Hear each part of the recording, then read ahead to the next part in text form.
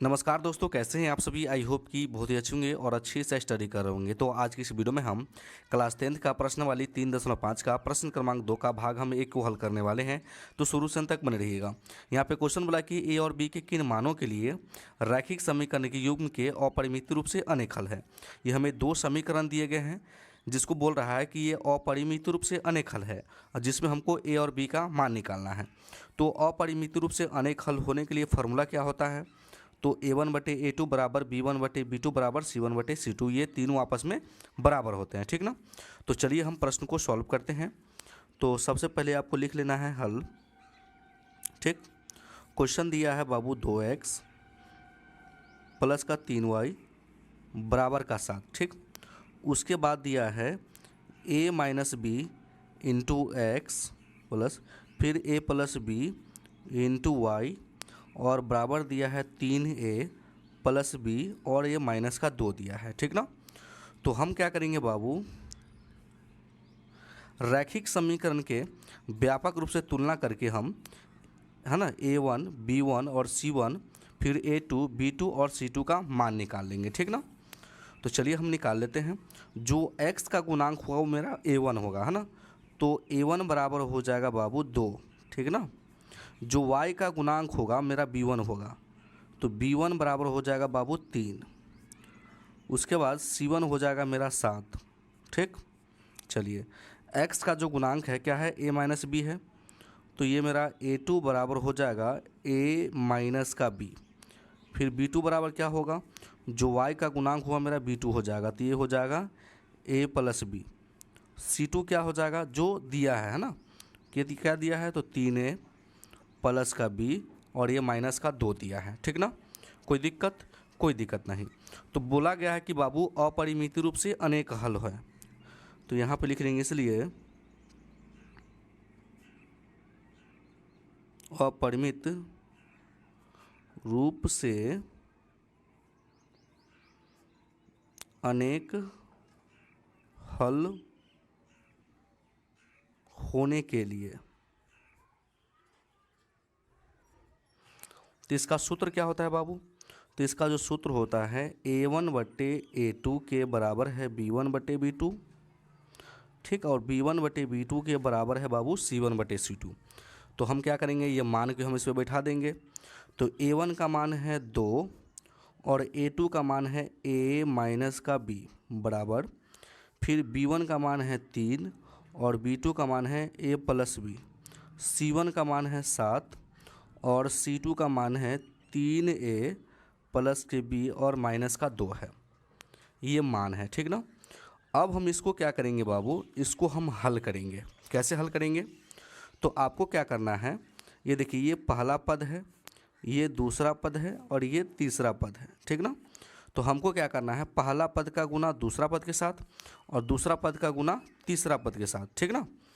तो यहाँ पर हम लिख लेंगे कि प्रथम स्टेप गुने दूसरा स्टेप, ठीक ना।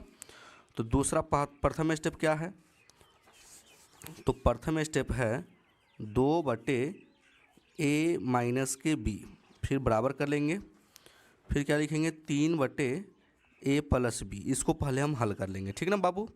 चलिए 3 का गुना इसमें कराएंगे और 2 का गुना इसमें कराएंगे। 3 का गुना a में कराएंगे तो ये हो जाएगा 3a, फिर 3a का गुना इसमें कराएंगे तो हो जाएगा 3b, फिर बराबर है तो बराबर, 2 का गुना a में कराएंगे तो हो जाएगा 2a, फिर हो जाएगा a प्लस का 2b। कोई दिक्कत, कोई दिक्कत नहीं। सभी को इस साइड ले आइए, तो लिखेंगे 3a 3b प्लस का 2 है तो बराबर से पहले आएगा तो माइनस का 2 हो जाएगा, ये हो जाएगा माइनस का 2b। बचा क्या बाबू, तो कुछ नहीं बता, तो 0 बचा, ठीक ना। तो 3a में से 2a घट गया तो हो जाएगा a, माइनस का 3b और माइनस का 2b, ये मिल के हो जाएगा माइनस का 5b। बराबर क्या है बाबू, 0, तो 0, तो ये हो गया समीकरण 1, ठीक। अब हम कौन सा स्टेप हल करेंगे, दूसरा स्टेप गुने तीसरा स्टेप, ठीक ना।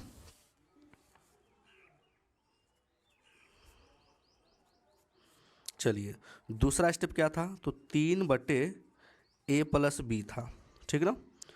तीसरा स्टेप क्या था, तो 7/3a प्लस का b और माइनस का 2 है, प्लस का b और माइनस का 2 है। इसको भी हम तिरछी गुना करा लेंगे, ठीक। 3 का गुना ऐसे करा लेंगे और 7 का गुना ऐसे करा लेंगे। तो 3 तिया क्या हो जाएगा बाबू 9A, प्लस का क्या हो जाएगा 3B, माइनस का क्या हो जाएगा 6, बराबर तो बराबर 7 का गुना ए में कराएंगे तो हो जाएगा 7A, फिर 7 का गुना कराएंगे तो हो जाएगा 7B। कोई दिक्कत यहाँ तक? कोई दिक्कत नहीं सर। चलिए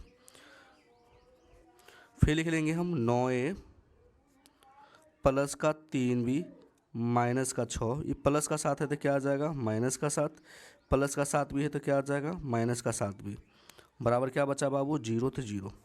9A में से 7A घट गया तो क्या हो जाएगा बाबू 2A, ठीक ना। माइनस का 7B और प्लस का 3B है तो ये हो जाएगा माइनस का 4B। क्या है बाबू फिर माइनस का 6 है और बराबर का क्या है तो 0 कर लेंगे, ठीक ना। चलिए लिखेंगे 2A माइनस का 4B, बराबर के बाद जाएगा तो बाबू आ जाएगा 6 प्लस में आ जाएगा, ठीक ना। यहाँ भी 2 है, यहाँ भी देखिए यहाँ भी 2 से भाग जा रहा है, यहाँ भी 2 से भाग जा रहा है, यहाँ भी 2 से भाग जा रहा है ना। तो 2 कॉमा ले लेंगे, है ना। तो ये हो जाएगा A और 2 दूनी 4, बराबर क्या हो गया 6, द्वितीय 6 3 से काट देगा इसको। तो A माइनस के 2B बराबर आ गया बाबू 3। ये मेरा बन गया समीकरण 2। तो क्या हो गया कि बाबू समीकरण 1 आपको मिल गया, समीकरण 2 मिल गया। तो अब क्या लिखेंगे समीकरण 1 और समीकरण 2 से, क्यों? तो यहाँ भी A है और यहाँ भी A है, तो आपको पद बराबर करने की ज़रूरी नहीं है ना। तो आप डायरेक्ट लिख लीजिए कि समीकरण 1 और समीकरण 2 से, समीकरण 1 और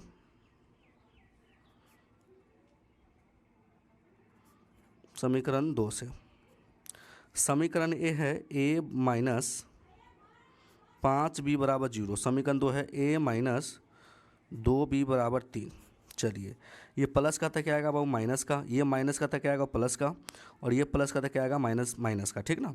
क्योंकि ये दोनों चिन्ह क्या था बाबू समान था, तो समान चिन्ह रहता है तो घटाना पड़ता है ना। तो लिख लेंगे घटाने पर हमने ये क्या किया घटाया है। तो एक प्लस में एक माइनस में कट गया, माइनस का 5B और प्लस का 2B, ये हो जाएगा माइनस का 3B और ये हो गया माइनस का 3, ठीक ना।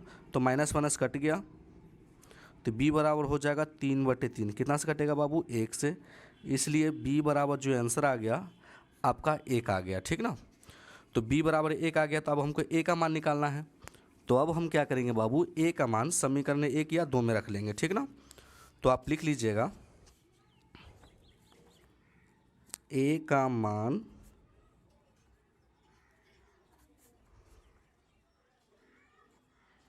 समीकरण 1 में रखने पर, तो समीकरण 1 क्या है, तो समीकरण A है A माइनस का 5B अब बराबर क्या है बाबू 0 है, ठीक ना। तो क्या है कि हमको B का मान निकला है, तो B का मान कितना निकला है सर, तो B का मान 1 निकला है ना। तो हम क्या करेंगे B के जगह पे हम 1 रख देंगे, तो लिखेंगे A माइनस 5 गुने 1 बराबर 0, ये हो जाएगा A माइनस का 5 बराबर 0, इसलिए A बराबर क्या आ गया बाबू 5 आ गया, ठीक ना। तो हम लिख सकते हैं कि अतः A बराबर 5 और B बराबर 1, ठीक ना। तो ये मेरा राइट आंसर है। तो आई होप कि ये वीडियो आपको समझ में आ गया होगा। तो अगर मेरे चैनल पर नए हैं तो वीडियो को लाइक कर दीजिएगा और चैनल को जरूर सब्सक्राइब कर दीजिएगा। वीडियो देखने के लिए बहुत बहुत धन्यवाद।